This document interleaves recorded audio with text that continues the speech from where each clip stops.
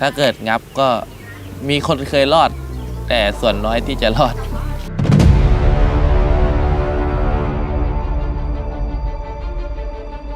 จระเข้เนี่ยอันตรายครับก็ไปใกล้มันก็จะงับขนาดหมอจระเข้ที่เขาชำนาญเขาก็ยังโดนครับ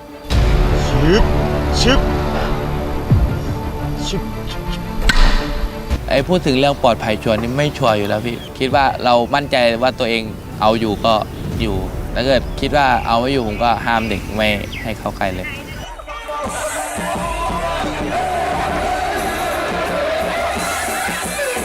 ถ้าเกิดเป็นผมคิดนะงับหัวปุ๊บตายก็หมดเวรหมดกรรมสบายแล้วก็ไปเลย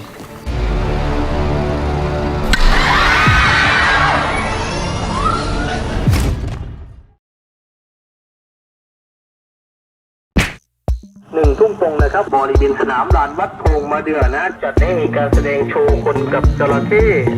ที่บ้านเนี่ยทำงานอย่างนี้มาก่อนอยู่แล้วตั้งแต่รุ่นคุณตาคุณพ่อฮะแต่จะเป็นช้างครับทำช้างโชว์ฮะแล้วพี่ชายก็ชักชวนมาทำจระเข้ในปี 53เนี่ยมีการ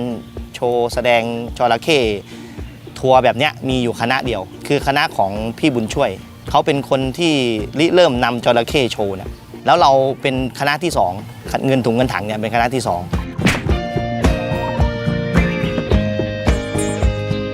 มันมีความแตกต่างเยอะครับหนึ่งละเราเจาะถึงกลุ่มคนที่ไม่มีโอกาสหรือเอาพูดง่ายๆคนที่ไม่มีเงินที่จะต้องเดินทางหรือว่าเสียเวลาไปถึงในฟาร์มครับในฟาร์มของผมเบ็ดเสร็จแล้วครอบครัวนึงเป็นพันนะถ้าไป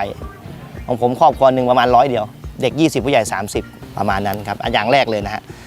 อย่างที่2ความยากง่ายเนี่ยคือมันยากกว่าเยอะแน่ฮะเพราะว่าเราต้องมีอุปกรณ์ที่เยอะกว่าเขาสิ่งอำนวยความสะดวกเราก็มีครบแล้วก็ต้องเคลื่อนย้ายทุกวันครับจระเข้เราก็ต้องย้ายทุกวันครับ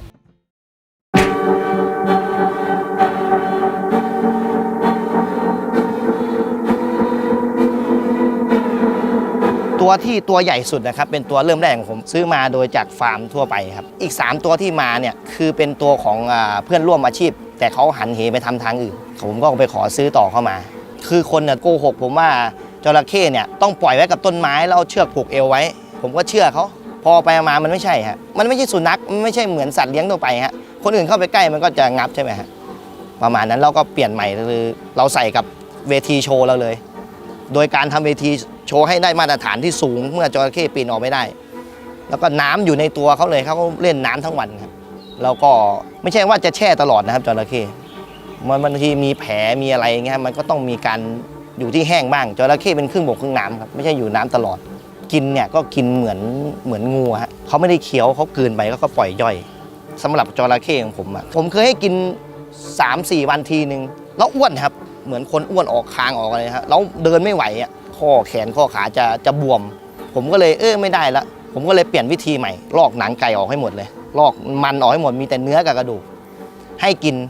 ลอง5 วันเว้นเดือนนึงลองเดือน6 วันเว้นแล้วมันมาจบที่อาทิตย์หนึ่งครับจระเข้ไม่อ้วนเกินไปจระเข้สุขภาพดี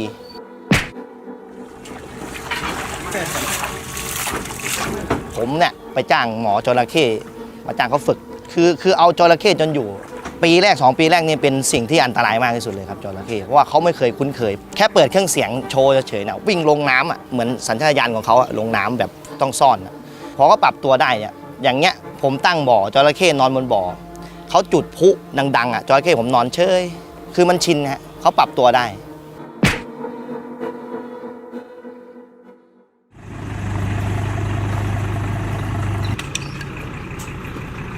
คือเราจะมีรถประจำของเขาเป็นรถ6 ล้อใหญ่เพื่อจะถอยท้ายเข้าไปในกรงจระเข้ที่โชว์เลยครับแล้วแต่ก่อนเนี่ยเราต้องเหมือนใช้เปสนามหามขึ้นรถแต่อย่างเนี้ยฮะผ่านไป 7-8 ปีเขาเดินขึ้นเขารู้เลยพอรถจอดปุ๊บเขาจะต้องเดินขึ้นแต่ก่อนที่ผมโชว์อยู่อย่างเดียวจระเข้เนี่ยผมนำมา6 ตัวไอตัวใส่เนี่ยจะยาวมาถึงครึ่งรถเลยฮะแต่นี่ผมพลิกแพงทำให้มันเล็กลงเพื่อเราใส่แค่4 ตัวครับผมว่าเหมาะสมแล้วฮะจระเข้มัน4 ตัวนี่มันก็มีใหญ่2เล็ก2ครับแต่ตอนเช้าเราต้องรีบลงแหละหรือว่าถ้ามีเหตุจำเป็นหรือว่าสมมุติว่าเรายังทำประกอบเวทีโชว์ให้จระเข้ลงน้ำไม่ได้เนี่ยเราต้องใช้สายยางฉีดครับทุกชั่วโมงฉีดเข้าไปในรถฉีดเพื่อให้เขาเย็นแต่สบายครับเพราะว่าจระเข้เขาจะอยู่กันแบบนอนเบียดกันนอนอะไรอย่างเงี้ยฮะ เอาความเชื่อมั่นในการดูแลนี่ผมเต็มที่ครับเพราะว่ามันเป็นสิ่งที่พาผมทำมาหากิน เป็นสิ่งที่ผมหวงมากนะบางคนเนี่ยบอกเอ้ยขอผัดกะเพราหน่อยพูดแบบผมด่าเลยนะเฮ้ยขอผัดกะเพราขอบ้องตันหน่อยบอกพูดต่างพี่ใจสุนัขมากเลยพี่กินของเงี้ยของทำมาหากินผมแล้วเนี่ยผมพูดอย่างเงี้ยฮะคือเราอยู่ได้เขาก็อยู่ได้ครับจระเข้เราต้องดูแลเขาดี ไม่ใช่ว่าปล่อยสุร่ายไม่ได้เราต้องมีที่อยู่มีที่กินให้เขาอย่างดีครับ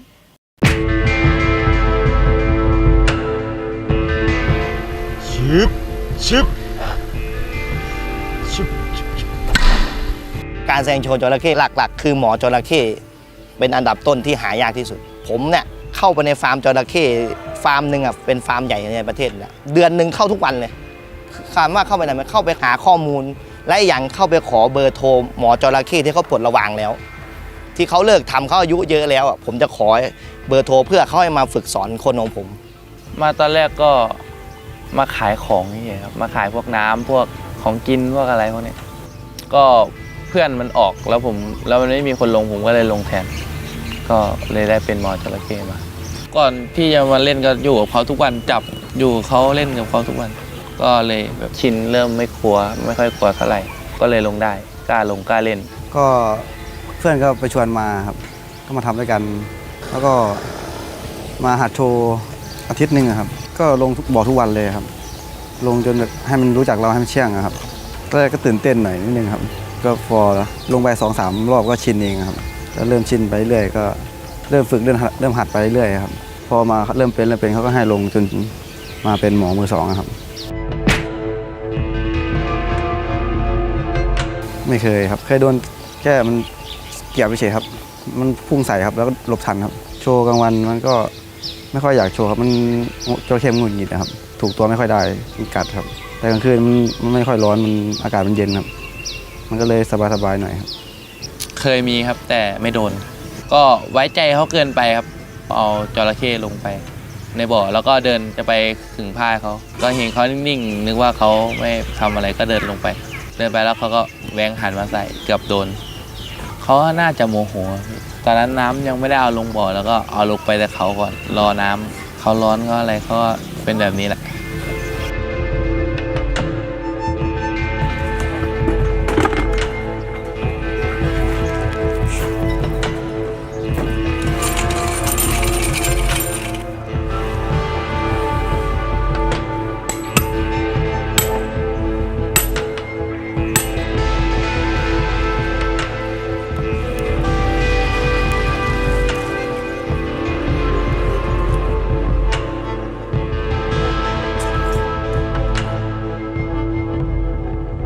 ประมาณนี้ครับถ้าเสร็จแล้วดูความเรียบร้อยครับดูว่าของเก็บดูแล้วว่า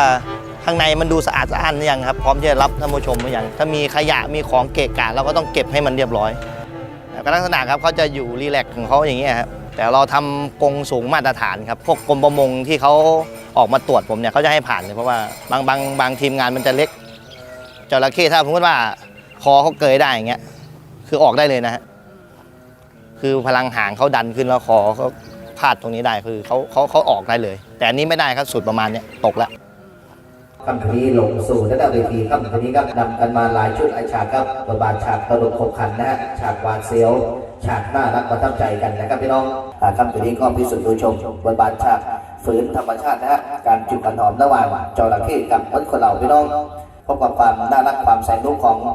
นกแก้วมาคอนะฮะวันนี้นกแก้วมาคอชูดบาสเกตบอลนะฮะนกแก้วมาคอ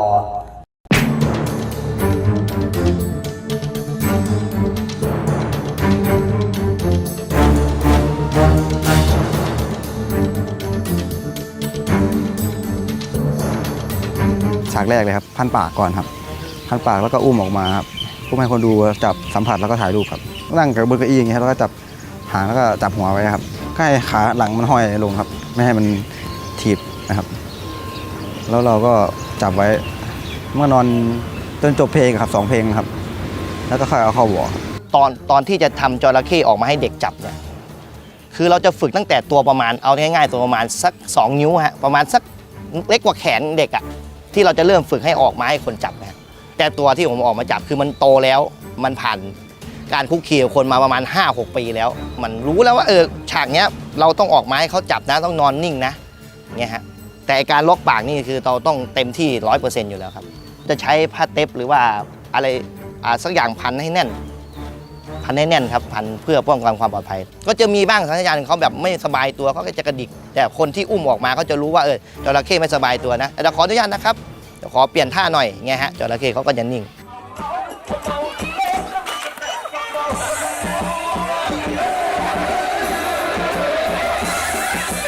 พูดถึงเรื่องปลอดภัยชัวร์นี่ไม่ชัวร์อยู่แล้วพี่ถึงรัดปากได้เขากัดไม่ได้หางเขาก็ตีได้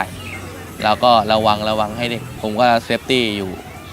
คิดว่าเรามั่นใจว่าตัวเองเอาอยู่ก็อยู่ถ้าเกิดคิดว่าเอาไม่อยู่ผมก็ห้ามเด็กไม่ให้เข้าใกล้เลย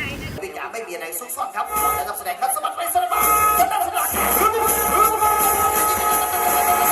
าเป็นนกเขาขอเสียงตบมือครับเด็ก คือมันหมดยุคของการโชว์สัตว์อย่างเดียวแล้วครับคือเราต้องการเอนเตอร์เทนลูกค้า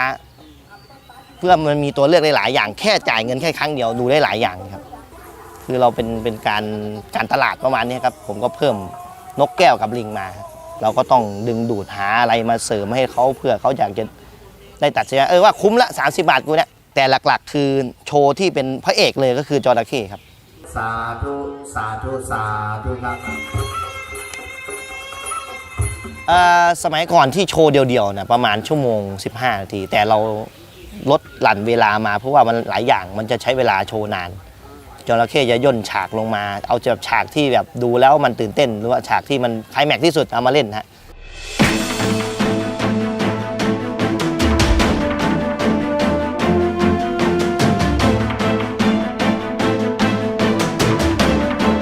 ถ้าถามว่าอันตรายนี่อันตรายครับขนาดหมอจระเข้ที่เขาชำนาญที่เขาอยู่ผม2 ปีกว่าจระเข้จะอยู่เขาก็ยังโดนนะแต่ไม่ถึงว่าขนาดที่กัดหัวงับแบบนี้นะคือก็โดนมือโดนอะไรนะประมาณนี้ครับสำหรับหมอจระเข้เองนี่เสี่ยงทุกวินาทีครับแต่สำหรับคนดูนี่เป็นการโชว์ละครสัตว์ที่ปลอดภัยที่สุดครับเพราะว่ามันโชว์อยู่ในกรงครับไม่มีสิทธิ์ที่จะออกมาได้นอกจากคนดูจะอุตริปีนโดดเข้าไปในกรงผมแต่ก็ไม่ได้เพราะว่าผมต้องมีพนักงานผมเซฟอยู่แล้วสมมุติว่าวันนี้เล่นแล้วมีจิ๊กโกเงี้ยมีคนขี้เมามาเงี้ยผมต้องสั่งเด็กให้ผมประกบแหละเผื่อเข้าไปกวนประกบไม่ใช่ว่าเขาประกบไปหาเรื่องประกบดูว่าเขาจะทำท่าทีไงแต่เรื่องให้เข้ผมปีนออกมาไม่มีทางครับ 100% ครับคือจระเข้ที่โชว์ทัวร์แบบผมเนี่ยจะเป็นจระเข้ที่ไซส์เล็กทำตอนแรกยังวันไม่เกิน2.50 เมตรถามว่าจระเข้ไซส์เล็กทำไมอันตรายเพราะมันไวครับแหวงไวอะไรไวแต่จระเข้ในฟาร์มที่เขาไม่ค่อยพลาดเนี่ยคือมันตัวใหญ่มันจะช้าอย่างเงี้ยฮะแต่ตัวใหญ่ถ้าโดนจังๆก้อนเยอะกว่าตัวเล็กเล็กกว่าตัวเล็กอีกฉากยัดโป่งครับเจ้าโป่งยัดเข้าไปปากมันนะครับให้มันแตกครับนะครับเสียวมันถ้ายัดผิดพลาดมันก็จะงับลงครับแต่ส่วนมากก็ไม่งับเพราะมันยัดเข้าไปแล้วก็ดึงหัวออกครับแค่ระวังไว้ว่าอย่าถึงหน้าอย่าถึงปากมันก็พอครับเอาแค่แตกปั้งแล้วก็ดึงหน้าออกเลยครับ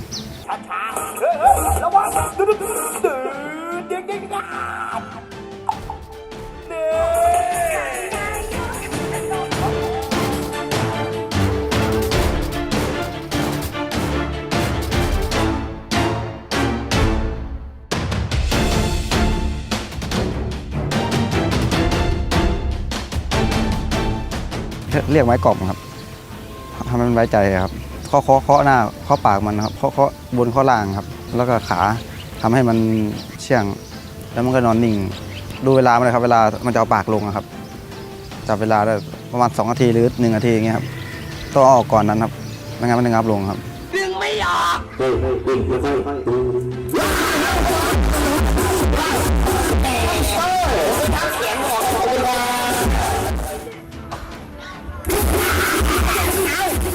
ช่วงฉากจูบถ้ามันไม่เอาขาหลังออกก็อันตรายเหมือนกันครับถ้าไม่ระวังมันก็จะพุ่งใส่หน้า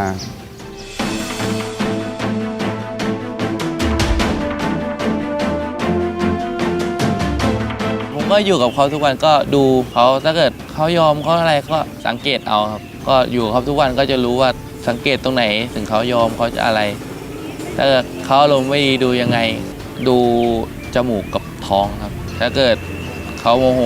จมูกเขาจะบานๆแล้วก็ท้องเขาก็จะป่องออกกว้างๆ เขาจะพองตัวขู่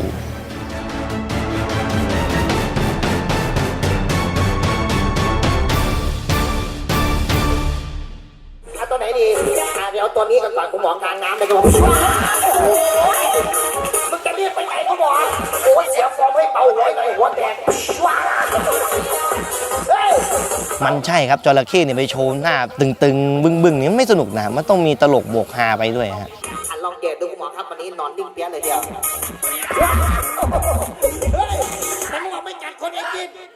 คือคนเนี่ยต้องทำให้มันตลกครับหวาดเสียวฉากหวาดเสียวก็คือมันก็มีในตัวของมันแล้วจระเข้ครับกลัวไปด้วยตลกไปด้วยอย่างเงี้ยครับคือเราต้องยิงมุกที่เรามีทุกอย่างนะให้เขาเลยครับต้องพยายามทำให้มันตื่นเต้นทำให้มันคึกคืนตลอดเสียงเพลงช่วยอย่างเงี้ยให้เขาหัวเราะให้เขารู้สึกตื่นเต้นให้เขากลัวไปอะไรอย่างนี้แล้วแต่มันมีหลายอารมณ์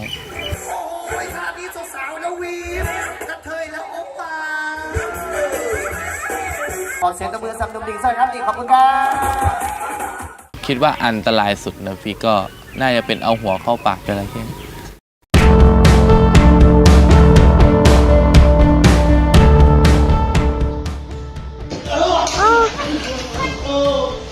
ถ้าเกิดงับก็มีคนเคยรอดแต่ส่วนน้อยที่จะรอดคำทีนี้เดี๋ยวดูเอาไปช่วยกันใช่ไหมครับการใช้หัวหรือว่าศีรษะยัดเข้าไปในปากเจ้าจระเข้นะครับถ้าเพื่อนอีกคนหนึ่งโชว์อยู่เวลาเอาหัวยัดอยู่บนฟอร์ครับอยู่บนเหล็กครับเรานั่งอยู่ข้างล่างเราต้องระวังตัวที่อยู่ข้างล่างมันมาพุ่งใส่ครับตอนโชว์ครับชอบมาข้างบ่อครับแล้วค่อยพุ่งใส่กัดครับแต่ต้องดูครับคอยระวังมันสำหรับตัวผมรู้ว่าจระเข้พร้อมไหมฉากเนี้ยรู้ไหมว่าจระเข้เป็นยังไงอันเนี้ยสำหรับจระเข้ผมนะเพราะผมคุกคีเขามานานผมรู้ว่าไม่พร้อมผมจะประกาศออกจากไมโครโฟนว่าเดี๋ยวขออีกนิดนึงแล้วกันจะเพิ่มโชว์นะแล้วก็จะส่วนมากจะไม่พลาดเลยถ้าผมบอกประมาณนี้เพราะผมคุกคีรู้สังเกตดูพี่สังเกตว่าเขานิ่งอ่ะเอาแบบเหมือนจระเข้ที่เขาสตาร์ฟไว้ครับพี่นิ่งให้นิ่งสุดๆเลยพี่เขาหัวเข้าไปแล้วก็ภาพกับติดตาครับช้าๆดึงไปจ้ายิ้มหวานๆยังอยู่ไหม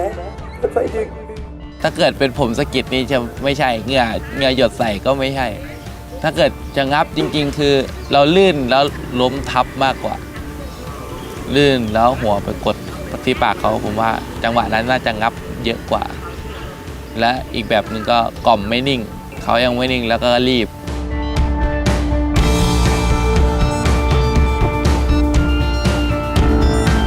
ไม่ต้องมีคาถาผมมีใจอย่างเดียวพอครับมีใจอย่างเดียวคุณกล้าเล่นคุณกล้าโชว์ก็โชว์ได้แล้วครับผมว่าถ้าเกิดเป็นจระเข้ที่ฝึกมาก็อย่าไว้ใจมากเกินไปถ้าเกิดยังไม่ได้ฝึกก็อย่าเข้าใกล้เลยดีกว่าสมมุติถ้าเกิดเป็นคนอื่นคิดงับหัวกูมากูตายใครจะเลี้ยงดูพ่อแม่ใครจะอะไรนี่ถ้าเกิดเป็นผมคิดนะงับหัวปุ๊บตายก็หมดเวรหมดกรรมสบายแล้วก็ไปเลย